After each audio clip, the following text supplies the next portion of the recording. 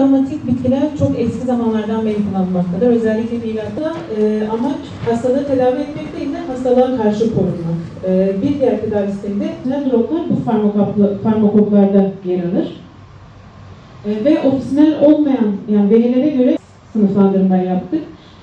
Burada bitkilerin yani dropların %75 tohumda da %10-14 kısmı yaprak kısmı, çiçek kısmı.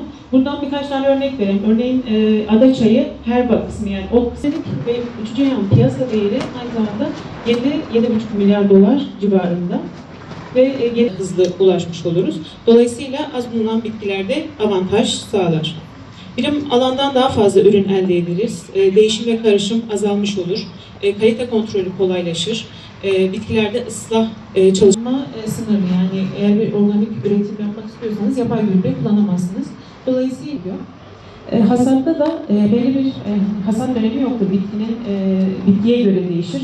Kimi bitkilerden faydalanma şekilleri var.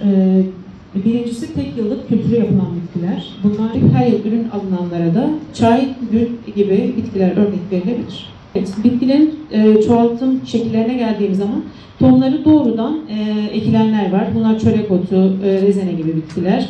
Fide ile çoğaltılanlar var. Buna kekik, biberiye örnek verebiliriz. Rizom, stolon, soğan ile çoğaltılanlar var. Bunlar safran, salep gibi bitkiler. Gövde çeliği ve fidan ile çoğaltılanlar var. Bunlar da gül, çay gibi bitkiler. Hem tohum hem de vejetatif olarak çoğalanlar var. Bunlar da işte lavanta gibi bitkileri örnek verebiliriz. Belediyenin yapmış olduğu tıbbi ve aromatik bitkiler, endemik bitkiler toplantısına katıldım. Çok memnunum. Daha önce de arıcılık eğitimine katıldım. Belediyemize teşekkür ederim.